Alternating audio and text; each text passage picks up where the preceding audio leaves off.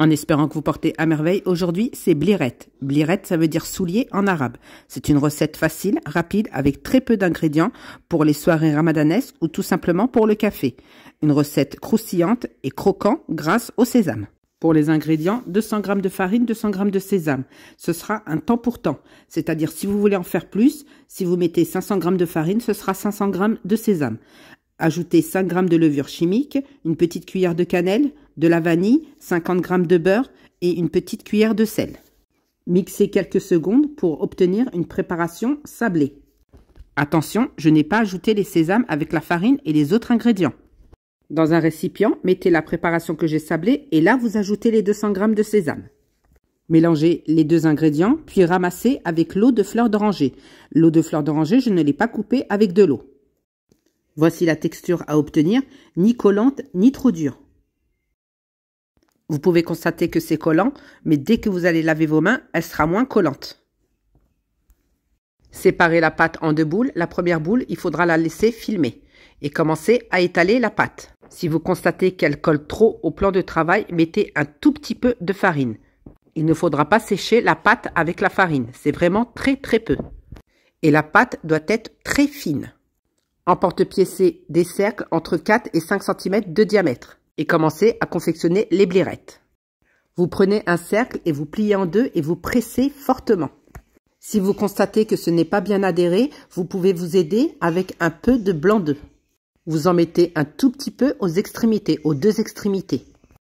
Pour le deuxième modèle, vous prenez le cercle, vous pliez en deux sans que les deux extrémités se touchent, puis vous repliez en deux, vous pressez fortement pour obtenir ce modèle. Je vous remontre, vous prenez le cercle, vous le pliez sans toucher l'autre extrémité. Avec le pouce, vous appuyez légèrement, puis vous refermez. Et là, vous pressez. Et vous faites ressortir la première feuille.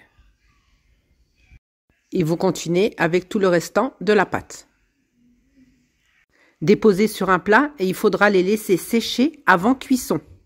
La pâte est encore humide. Il faut vraiment qu'il soit complètement sec. Il y en a beaucoup qui préparent la veille et ils font la cuisson le lendemain.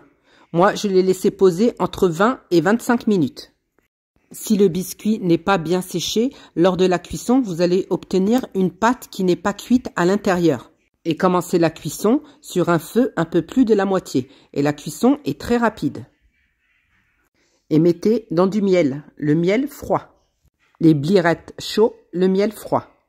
Et lorsque la deuxième tournée des blirettes sont presque cuites, vous retirez ceux qui ont été dans le miel et vous les mettez dans une passoire. Et ainsi de suite. Et je vous montre une petite astuce pour récupérer le miel car il y a beaucoup de graines de sésame. Je mets dans une passoire et je laisse égoutter pour récupérer le miel. Pour la finition, vous avez le choix ou de les laisser sans rien. Sinon, normalement, aux extrémités, on met des amandes blanches que on a fait frire dans de l'huile ou une rose comestible. Une très belle recette avec très peu d'ingrédients.